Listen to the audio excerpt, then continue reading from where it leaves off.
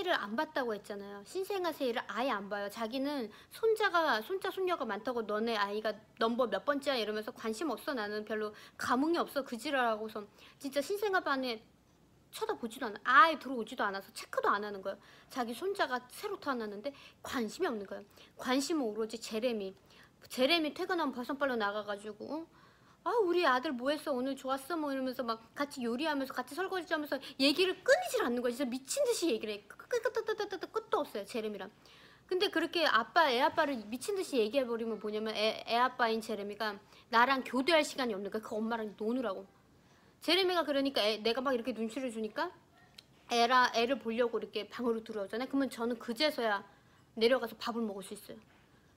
제가 걱정했던 게 뭐냐면 신생아를 혼자 눕혀놓고 밥이라도 챙겨 먹다가 애가 뭐 잘못될까봐 걱정이 되는 거예요. CCTV도 그 당시 없었어요. 나중에는 제가 우리 엄마가 와가지고 돈 주고 사줬어요. 우리가 그렇게 별로 상태가 안 좋아서 돈이 별로 없었어요. 내가 다 돈을 내느라고 제 호주머니 아무것도 없고 거기다 애 키우느라고 일을 못해가지고 고생하느라고 일을 못해가지고 짬돈이 없어가지고 그 시큐어리 카메라 살 돈도 없었어요. 왜 그 마이크도 있고 그 애기 방 옆에 이렇게 냅두는 그 카메라 있잖아요. CCTV 미국에서 많이 쓰는 거. 우리 엄마 친정엄마가 와가지고 사주셔가지고 그때부터 있었지. 그래서 우리 써니 있죠. 고양이 써니가 항상 그 애기 방 앞에 이렇게 앉아서 지키고 있었어요. 혹시 무슨 일 있나. 오히려 걔가 저를 도와줬어요. 사람도 아닌 걔가, 고양이가. 정말 대단하지 않아요? 애기가 한 3개월 되니까 우리 그 시댁 교회에서 블레싱이라고 해서 축복 기도를 한다는 거예요. 축복 기도에 우리 새해를 데려가고 싶대요. 오케이. 근데 그게 3시에 한다고 그랬어요. 아침 9시부터 그걸 시작을 했어요. 솔직히 말해서 이게 문제가 될 거라고는 전혀 생각지도 못했어요. 그리고 제가 우리 제레미한테 얼마나 한국 사람들한테 중요한 건지 설명을 진짜 했어요. 우리나라의 너네 나라로 말하면 크리스마스 이브처럼 크리스마스처럼 할로윈 전에 그 땡스기빙처럼 가족들끼리 모이는 것처럼 완전 중요한 우리 한국인의 문화라고 했어요. 아기에 대한. 제레미가 그걸 다 알고 있어요. 근데 무슨 일이 있었냐면 시엄마하고 시아버지하고 저랑 우리 엄마가 힘겹게 만든 그 잔치상 앞에서 새해를 안고 기념사진을 한 장 찍었어요. 한 장 딱 찍었어요. 찍고 잔치를 하려고 하는데 시아버지랑 시엄마가 갑자기 둘이 합심이라도 한 것처럼 하나씩 음식을 빼가지고 랩을 싸가지고 냉장고에 넣는 거예요. 탁탁탁탁 빼. 청소를 하는 거예요. 사진 한 장 찍었는데 잔치 시작하자마자 치우는 거야. 뭐 하시는 거냐고 막 말리고 뭐 하시는 거냐고 말렸더니 사진 한 장 찍었으면 됐지. 교회 가자 이러는 거예요. 교회를 왜 가야 되냐고 3시 아니냐고 했더니 그게 비숍이라고 하는데 한국말로 모르겠어요. 그러니까 그 설교하시는 분 말고 모르겠어 비숍이 뭔지. 그러니까 아무튼 교회 간사 같은 사람인가 봐. 그 사람이랑 면담을 해야 된대. 근데 그 사람이 10시에 시간이 난다고 해가지고 그 새끼를 만나야 된다는 거야.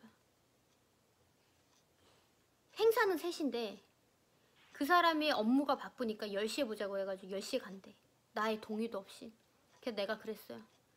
그렇게 만나고 싶고 상의할 게 많으면 어른들끼리 만나지 왜 우리 애를 데려가. 너네들끼리 가 그랬어요. 그랬더니 애기를 꼭 만난대요. 우리 애가 그 사람이랑 상담을 하나? 그 아저씨랑? 그 새끼를 왜 우리 애랑 보는데 10시까지 가야 돼? 안 된다고 하는데 제레미를 딱 쳐다봤는데 그 쌍놈의 새끼가 그냥 이러고 있는 거야. 지네 엄마 아빠가 무서우니까 그리고 나도 무서우니까 어떻게 못하고 그냥 가만히 있는 거야.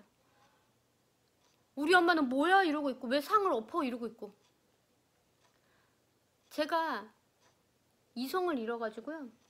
그리고 우리 애를 끄집어내가지고 옷을 입힌 그 상태로 차에 태워가지고 가는 거야. 우리 엄마는 집에 있고. 제가 그 차 안에서 고래고래 제레미한테 소리 질렀어요. 교회가 그렇게 미쳐가지고 내가 말했지 이게 얼마나 중요한 한국 문화인지 이거 상을 엎어버려? 우리 엄마가 고생해서 만든 상을 사진 한번 찍고 엎어버려? 막 지랄했어요. 아무 소리 안 하고 운전만 하니까 내가 막 소리 팍팍 치면서 대답 좀 해봐 그러면서 왜 이 사태를 안 말린 거야? 비숍 새끼를 우리가 왜 만나야 되는데 왜 우리가 10시까지 가야 되는데 하면서 막 지랄했어요. 그랬더니 시엄마가 느닷없이 윤주 너 손에 낀 반지 좀 봐. 청혼 반지. 제레미가 저한테 청혼했던 반지. 이게 좀 비싼 반지긴 해요. 차값이긴 해. 그랬더니 나보고 뭐라는지 알아? 그 반지 너무 이쁘다. 그 비싼 반지 아니니? 엄청 비싸다. 갑자기 반지 타령이야. 반지 그렇게 비싼 거 받았으니까 닥치고 살라 이거야? 왜 갑자기 그 반지 얘기를 해? 그때 제가 영어를 잘 몰랐어요. 한국어로 지랄했지. 그러니까 어이가 없어가지고 시엄마 얘기는 무시하고 빨리 말 좀 해 개새끼야 말 좀 해야겠더니 막 그때부터 껄껄껄껄 우는 거야. 제레미가 아 씨발놈 새끼 계속 막 울고 지랄이야. 그러더니 블레싱 하는데도 그러니까 뭐냐 그 세례를 받는 애가 우리 말고 또 하나가 있었어요. 애기가 누구님 나오세요 했더니 애 아빠가 들고 가가지고 이렇게 누구 뭐 합니다 그러면 이제 누가 이렇게 물 떡떡떡 뿌려주고 하는 건데 그때 제레미가 엉엉 운 거야. 나한테 서러워가지고. 그때 시엄마가 나보고 윤주 너 때문에 운다고 애를 왜 울리냐고 지랄하는 거야. 상을 들이엎은 건 생각지 못하고 제가 그게 얹혀있다가 제가 영어를 몰라서 그 사람들한테 다이렉트로 따지지 못했어요. 근데 드디어 제가 세월이 흐르면서 미국 생활을 하면서 3년 후인 지금 몇 달 전에 제가 대판 지랄했어요. 시엄마하고 시아버지한테 면상에다 두고 왜 그랬냐고. 내가 속된 말로 당신네들 당신 생일 파티 혹은 당신이 준비한 크리스마스 파티에 혹은 당신이 준비한 땡스기빙 잔뜩 음식 해놨는데 한 수저 뜨자마자 내가 다 치워버리면서 우리 불교에 등 달러 가자 이러면 너 허락하겠냐고 너 좋아하겠냐고 그랬더니 자기는 나를 도와줬다는 거야. 그래서 나를 뭘 도와줬는데 했더니 네가 화장하고 준비하라고 자기네들 음식을 도와가지고 랩핑해준 거밖에 없대요. 무슨 개소리야. 화장을 다 하고 사진을 찍지. 사진을 찍기 전에 화장을 안 하나? 화장 다 하고 풀셋 다 하고 있었는데 무슨 화장이냐고 제가 따졌더니 뭐라냐면 거기서 너랑 엄마가 힘들게 음식을 준비했으니까 치우는 거 우리가 도와주려고 했대. 그래서 내가 왜 그거를 사진 한번 찍고 치우냐 그랬더니 뭐라냐면 음식이 상할까봐 그랬대. 그래서 내가 어이가 없어가지고 그럼 당신들은 음식을 꺼내놓고 음식을 먹을 때 5분도 안 돼서 냉장고에 넣겠네요. 다 상할 테니까. 당신들은 왜 1시간 2시간씩 밥을 꺼내놓고 먹어야 돼? 그랬어. 할 말이 없는 거야. 근데 시아버지도 그러는 거야. 너 음식이 상할까봐 도와준 거래. 그래서 제가 그때 그랬어요. 당신들은 너무 사이비 같다고. 상대에 대한 존중도 없다고. 아무리 외국인 며느리여도 그 사람의 문화에 대한 존중과 존경이 있어야지 같이 사는 건데 어떻게 너네들 문화, 그 교회 문화, 네 가족 문화에 대해서는 막 강요를 하고서 끌고 가려고 하면서 내 문화에 대해서는 일종의 하나의 일면의 존경도 없고 이해도 없냐고. 그랬더니 자기네들은 절대로 널 무시한 게 아니래요. 그냥 네 음식이 상할까봐 그 씨발 그런 거래. 5분 만에 치워놓고서 5분 만에 치워놓고 그 씨발 비쇼 맞는다고. 제가 그래가지고 이를 빠득빠득 깔고서 내가 너네 교회 안 다닌다 선언해버렸어요. 왜냐면 그 사람들은 뼛속까지 그 교회에서 태어난 사람들이라서 제가 그걸 그만둔다는 거 하는 순간부터 얘는 충격을 받는 거거든요. 제가 교회 사실 무교예요. 불교에 가까운 무교. 근데 제가 그 교회를 다니게 된 이유가 뭐냐면 남편이랑 결혼을 했으면 아기도 태어날 건데 똑같은 환경을 자라게 해줘야지 해가지고 또 교회가 나쁜 건 아니잖아요.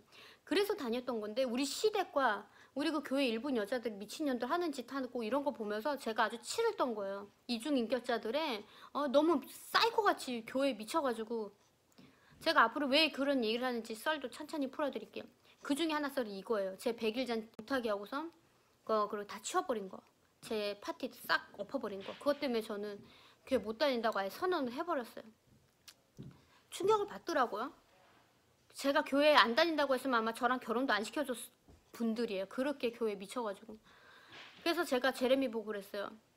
이혼할 거야 말 거야. 이혼 안 하겠대요. 그러면 난 교회 안 다니니까 나한테 강요하지 마. 네가 자꾸 교회 강요하면은 나도 너한테 불교 강요할 거야. 그리고 우리 집에다가 교회 뭐 이런 거 걸어두지 말라고 그랬어요. 싫으니까. 너가 자꾸 그런 식으로 교회에 뭐 같은 거 걸어두잖아? 그러면 나는 부처님 상 여기다가 이게 금상 같은 거 불교 그거 하나 딱 붙여놓을 거야. 그랬어요. 그랬더니 충격을 받더라고요.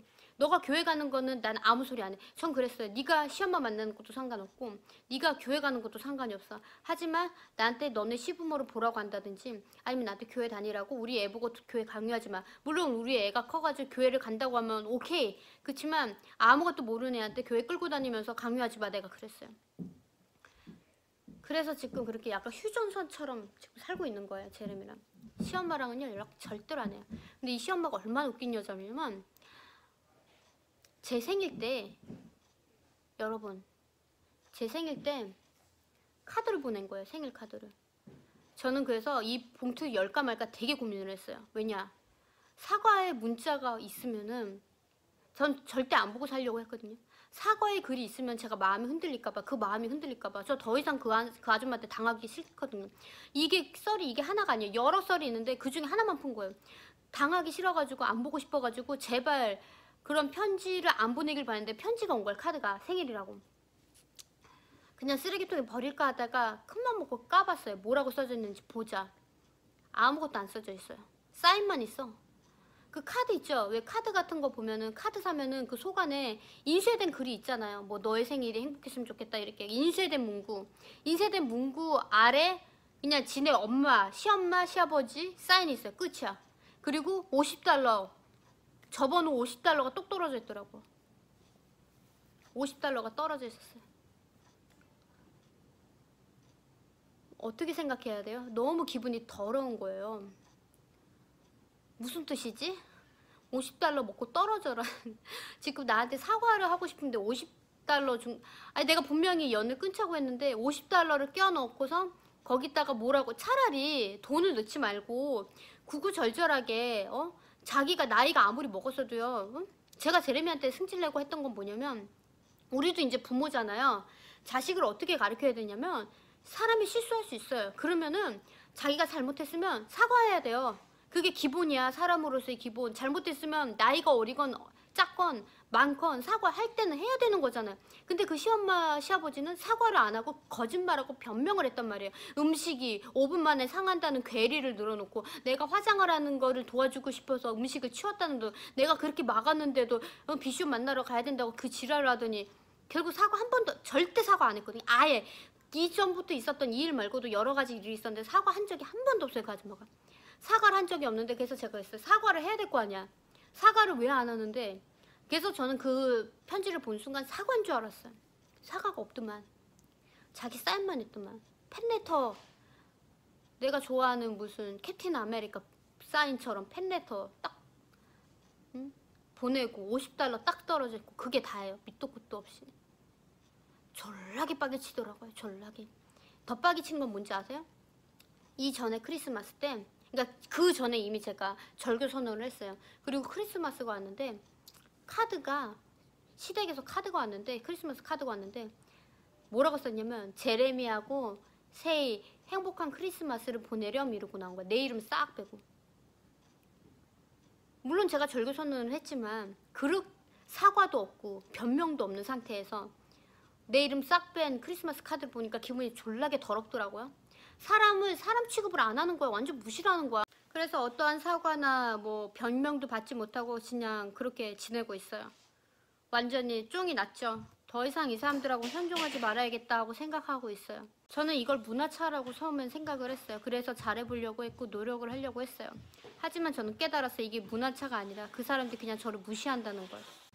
차라리 예전에 그 남자친구의 부모님처럼 내가 암 환자다, 그래서 내가 싫다, 그래서 결혼하지 말아라 하는 거는 제 입장에선 그 사람들이 못됐고 나쁘지만 그래도 이해가 되거든요.